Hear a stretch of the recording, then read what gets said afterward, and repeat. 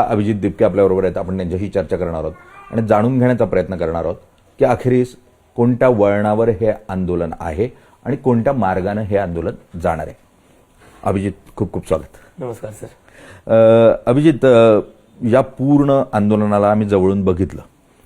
आत्ता जो टप्पा आलाय, या टप्प्यावर आता अशी परिस्थिती तयार झाली की हे आंदोलन कोणत्या दिशेने जाणार, राजकारणाकडे जाणार, समाजकारणाकडे जाणार, की हे अनेक देशांमध्ये जसं एक बबल क्रिएट झाला अशा डिजिटल मीडियातून किंवा सोशल मीडियातून आणि मग तो विझलाही, तशा स्वरूपाचा विझून जाणार.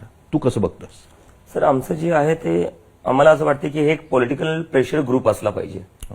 कारण की काय ना, पॉलिटिकल प्रेशर ग्रुप याचं कारण असं आहे की जेवढे आंदोलनात लोक आले त्यांच्याशी मी रोज बोलत होतो, रोज समजून घ्यायला प्रयत्न करत होतो की या लोकांच्या मनात काय चालू आणि कशामुळे येत आहे. तर त्यात मला एक असं जाणवलं की आपल्या देशात जी सध्याची स्थिती आहे, मग ते आपण जर इलेक्शन पाहिलं, ज्युडिशरी पाहिली, मीडिया पाहिली, इलेक्शन कमिशन पाहिलं किंवा ईडी सीबीआय पाहिले, हे जेवढी एजन्सीज आहेत किंवा इन्स्टिट्यूशन्स आहेत किंवा गव्हर्नमेंट किंवा असत नाही किंवा पॉलिटिकल पार्टीज किंवा असत नाही, लोकांचा कशावरच भरोसा नाही राहिलाय. त्याचं कारण असं की ज्युडिशरीमध्ये लोक जातात, न्यायपालिकेत, त्यांना न्याय भेटत नाही. पण तिथं रुलिंग पार्टीची जेव्हा केस लागते त्याच्यावर लगेच सुनवाई येते आणि त्याच्यावर लगेच कोर्टाचा ऑर्डर येऊन जातो. तो लोकांचं असं झालं की ज्युडिशरी आमच्यासाठी नाहीये, तो कोणासाठी आहे.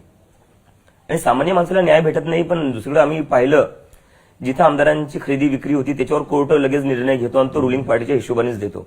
त्याच्यामुळे ज्युडिशरीवर एक मोठा प्रश्नचिन्ह निर्माण झालेला अशा वेळेस. दुसरी गोष्ट म्हणजे जी सगळ्यात मोठी खंत लोकांना ती आहे ती, इलेक्शन होतात, आम्ही मत देतो, पण 3 दिवसानंतर सरकार दुसरं कोणाचीच बनते, आम्ही ज्याला मत दिलं त्याची नाही बदलत. आणि ज्या आमदाराला खासदाराला आम्ही मत देतो तो आज रात्री या पक्षात असतो, उद्या सकाळी उठलं की दुसऱ्या पक्षात असतो.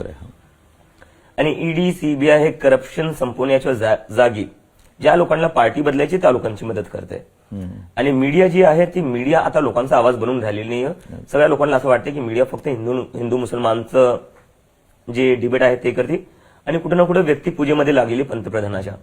ते या सगळ्या गोष्टींमुळे एकंदरीत आपल्या देशाची जनता जी मला आहे ते कळालं या प्रोटेस्टमधनं, ती वैतागलेली आहे आणि त्यांचा भरोसा संपत चाललाय पॉलिटिक्सवरनं, सरकारवरनं आणि जेवढे आपले इन्स्टिट्यूशन्स आहेत त्यावरनं.